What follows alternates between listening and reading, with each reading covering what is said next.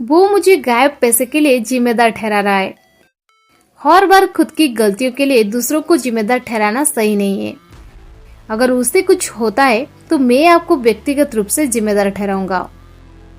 Guys, इस प्रकार की सेंटेंसेस को हम हमारे डेली लाइफ में बहुत यूज करते हैं। इस प्रकार की सेंटेंसेस को हम इंग्लिश में कैसे कहेंगे, जहां पर हम फ्रेजेस करते हैं किसी को जिम्मेदार ठहराना या फिर किसी को जवाबदार ठहराना। चलिए सबसे पहले इसकी इंग्लिश जान लेते हैं। इसे हम इंग्लिश में कहते हैं hold someone responsible, hold someone responsible, और you can say hold someone accountable, hold someone accountable. चलिए इसका कंप्लीट स्ट्रक्चर देख लेते हैं। स्ट्रक्चर में पहले आपको यूज कर देने सब्जेक्ट, इसके बाद हेल्पिंग वर्ब, हेल्पिंग वर्ब के बाद आपको यूज कर देने मेन वर्ब। यहाँ पर जो मेन वर्ब है वो है होल्ड।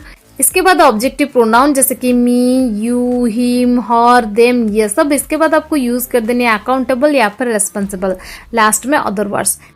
चलिए कुछ एग्जांपल्स लेते हैं ताकि आपको ये स्ट्रक्चर और भी अच्छे से क्लियर हो जाए। वो मुझे गायब पैसे के लिए जिम्मेदार ठहरा रहा है।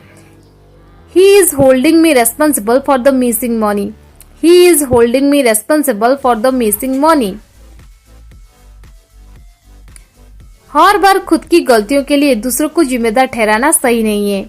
It's not right to hold others responsible for your mistakes. It's not right to hold others responsible for your mistakes.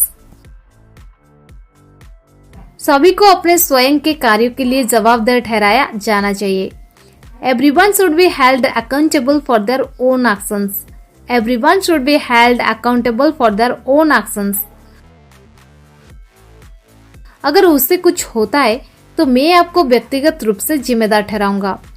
If anything happens to her, I'll hold you personally responsible. If anything happens to her, I'll hold you personally responsible.